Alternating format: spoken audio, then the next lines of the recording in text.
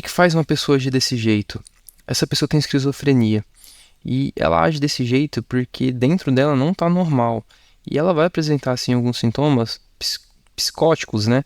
Que são visões, ouvem coisas, eles têm reações corporais muito estranhas, falam coisas muito estranhas.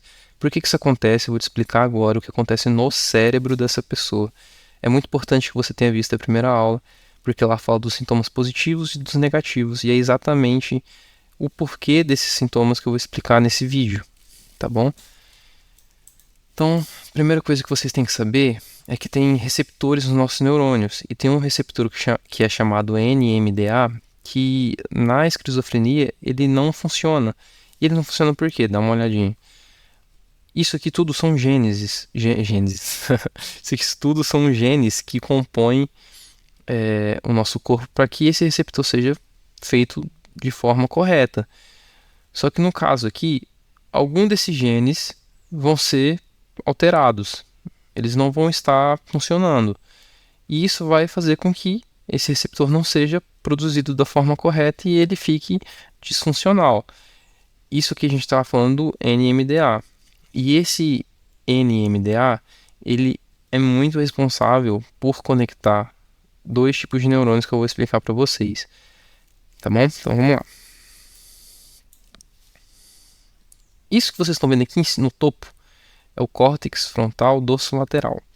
Aproximando ele, a gente tem essa imagem aqui desses neurônios. Então a gente está falando de 3 neurônios, um excitatório e um inibitório. Esse excitatório é um neurônio piramidal. Ele tem glutamato. O glutamato é um neurônio excitatório. Esse aqui é um interneurônio GABAérgico, porque ele tem GABA, e GABA é um neurotransmissor inibitório. Então o que acontece é o seguinte: no cérebro normal teria que funcionar desse jeito. O neurônio piramidal vai liberar glutamato, esse interneurônio aqui ele vai ser excitado e vai liberar o GABA, que vai inibir ou deixar normal o próximo neurônio. Simples essa regrinha de 3. Só que olha o que acontece por causa daquele receptor que não cresceu da forma que deveria, né? Está disfuncional. O neurônio piramidal, ele vai excitar aqui, só que como não tem aquele receptor GABAérgico, receptor NMDA, que é glutaminérgico, né? O interneurônio GABAérgico, ele não vai inibir o outro neurônio piramidal, então ele vai ficar super excitado. E ele vai causar essa bagunça aqui, ó. Ele super excitado, ele vai chegar aqui na via mesolímbica, que é uma via onde a gente tem duas estruturas que chama área tegmental ventral e núcleo accumbens, que é muito importante porque tem dopamina, que é o nosso neurotransmissor da recompensa, vocês conhecem muito bem, e ele vai superativar essa via. Então você vai ter um excesso de dopamina, porque ele vai estar hiperativo. E isso vai desregular completamente o cérebro, porque não pode estar nem hiperativo nem hipoativo, ele tem que estar normal. Então, esse é um dos motivos dessas pessoas terem ali uma desregulação de dopamina. Só que não acontece só nessa região aqui, também vai acontecer em outra região. Só que nesse caso aqui é diferente. Por quê? Porque a gente tem uma via diferente. Lá eu mostrei para vocês que era do córtex frontal dorsolateral. Aqui a gente está falando da parte ventral do hipocampo, que também vai modificar ali na dopamina. Então o que vocês conseguem ver? O processo aqui é normal, igual eu mostrei lá.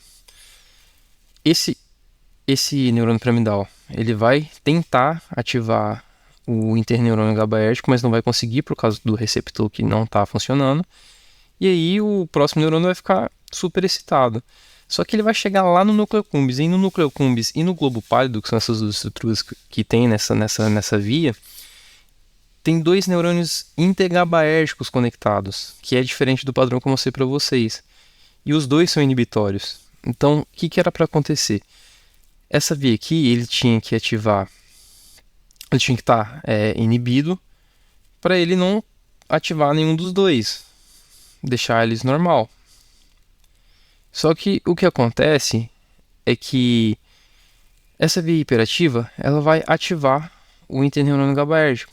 E esse neurônio intergabaérgico superativado, ele vai inibir o outro interneurônio GABAérgico. E aí, essa parte aqui, que é a área tegumental ventral, é onde a gente produz ali a dopamina. E ela tem um processo normal, né, de produção. Só que como ele está super inibido, esse GABAérgico aqui, ele vai super inibir essa região. Então, essa região ela vai ficar, que é a via mesolímbica, hipofuncional. E isso vai fazer com que tenha menos dopamina. E também vai desregular o cérebro dessa pessoa. Complexo pra caramba, né? Beleza. E isso que eu falei pra vocês, isso aqui tudo vai fazer ocorrer os sintomas positivos que eu mostrei pra vocês no primeiro vídeo. Então, vai lá e dá uma olhadinha nos quais são os sintomas positivos, porque isso que eu mostrei é que faz acontecer aqueles sintomas lá. Agora, os sintomas negativos, como eles ocorrem? Vai ser basicamente a mesma coisa. Então, lembra que tinha aqueles 3 neurônios lá? Esse aqui, ele tem que excitar o interneurônio GABAérgico. Só que ele não tem um receptor, ou tem um receptor disfuncional, ele não vai inibir o outro neurônio piramidal. Então ele vai ficar o quê? Super excitado. E aí ele vai chegar aqui, ali onde na área tegumental, né? Na área tegumental ventral. E como esse neurônio GABAérgico ele vai estar hiperativo, né? Ele vai hiperinibir o córtex pré-frontal, que é essa via que ele vai ligar, tá vendo? O interneurônio GABAérgico vai ligar esse neurônio que vai ligar o córtex frontal ali, que é responsável pela nossa cognição, pelas nossas lógicas, planejamento, organização, memória de curto prazo. Com essa via aqui inibida, a gente não vai ter essas coisas. Então, por isso que fica complexo a fala deles, os comportamentos, a falta de organização. E nessa imagem que mostra perfeitamente, a linha de pensamento deles é rompida, quebrada, né? E é basicamente, e isso aqui vai gerar os sintomas negativos. Então, é complexo, é muita coisa, mas é isso que acontece no cérebro deles e é isso que faz com que os esquizofrênicos tenham aqueles sintomas que eu mostrei para você. Se gostou, já compartilha com o teu amigo para ele entender também. E tamo junto. O próximo vídeo vai ser o vídeo de encerramento dessa série.